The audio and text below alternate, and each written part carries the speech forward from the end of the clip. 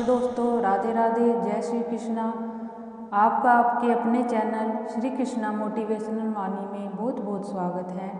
आज मैं आपके लिए श्री दुर्गा सप्तशती छठे अध्याय की कथा लेकर आई हूँ। चलिए शुरू करते हैं। पंचम अध्याय में आपने सुना कि शुंभ और निशुंभ नामक दो महाबली दैत्यों ने तीनों लोकों पर अधिकार कर लिया था। देवताओं को स्वर्ग से निकाल दिया गया था, इंद्र का सिंहासन छीन गया, सूर्य और चंद्रमा का तेज मानो मंद पड़ गया और यज्ञ भाग भी असुरों ने अपने अधीन कर लिया। देवता अत्यंत दुखी होकर हिमालय की शरण में गए और आदिशक्ति की स्तुति करने लगे। उनकी प्रार्थना सुनकर पार्वती जी के शरीर से एक दिव्य तेज प्रकट हुआ, जो कौशिकी देवी के रूप में प्रकट हुआ। वही आगे चलकर चंडिका के नाम से विख्यात हुई। जब शुंभ के दूत ने देवी को विवाह का प्रस्ताव दिया, तब देवी ने दृढ़ वचन दिया, जो मुझे युद्ध में पराजित करेगा वही मेरा पति होगा। यह सुनकर शुंभ और निशुंभ का अहंकार भड़क उठा। अत्यंत क्रोधित होकर शुंभ ने अपने सेनापति धूम्रलोचन को बुलाया। धूम्रलोचन विशाल काया, बलशाली और अत्यंत क्रूर स्वभाव का असुर था।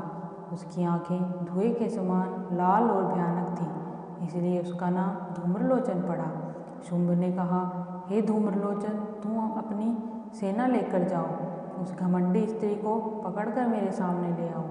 यदि कोई देवता, यक्ष, गंधर्व या अन्य कोई उसकी रक्षा करे तो उसे तत्काल मार डालो। धूम्रलोचन ने गर्व से सिर झुकाया और आदेश का पालन करने निकल पड़ा। धूम्रलोचन 60,000 असुरों की विशाल सेना लेकर हिमालय की ओर बढ़ा। रणभेरी बजने लगी, शंखनाद होने लगा और आकाश असुरों के गर्जन से गूंज उठा। देवी उस समय शांत भाव से सिंह पर आरूढ़ थी। उनका रूप अत्यंत दिव्य था। वे स्वर्ण भाव से चमक रही थी। उनके मुख पर मंद मुस्कान थी, मानो उन्हें असुरों के अहंकार का कोई भय न हो। धूम्रलोचन ने ऊंचे स्वर में कहा, हे स्त्री, हमारे स्वामी शुंभ और निशुंभ तीनों लोकों के अधिपति हैं। तुम उनके पास चलो। यदि स्वेच्छा से नहीं चलेगी तो मैं बलपूर्वक ले जाऊंगा। देवी ने शांत किंतु दृढ़ स्वर में उत्तर दिया, तुम बलवान हो, सेना भी बड़ी है। यदि तुम्हें उचित लगता है तो बलपूर्वक प्रयास कर लो। यह उत्तर सुनकर धूम्रलोचन का क्रोध चरम पर पहुंच गया। धूम्रलोचन ने गर्जना की और देवी की ओर झपटा। वह उन्हें पकड़ने ही वाला था कि उसी क्षण देवी ने केवल एक दिव्य ओंकार किया।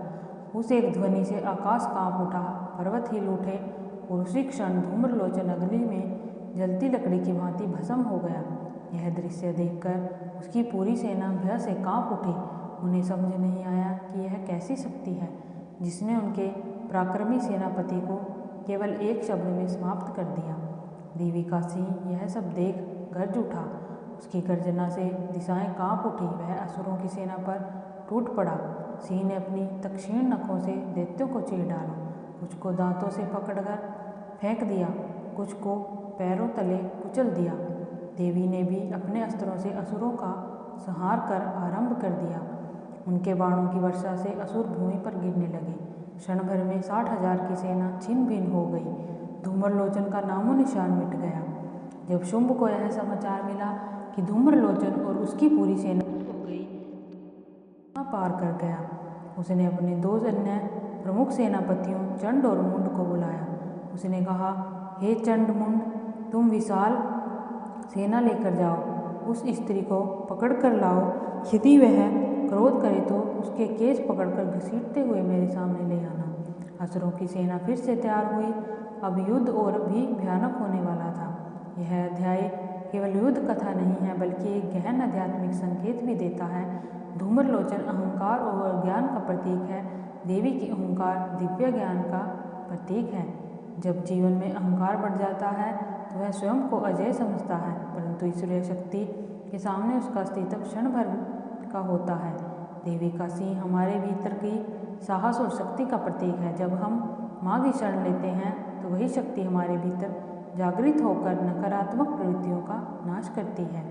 श्री ऋषि कहते हैं, इस प्रकार देवी ने धूम्रलोचन का वध किया और देवताओं की रक्षा की। आगे के अध्याय में चंड मुंड वध की अद्भुत कथा आती है, जहाँ देवी एक और भयंकर रूप प्रकट होगा।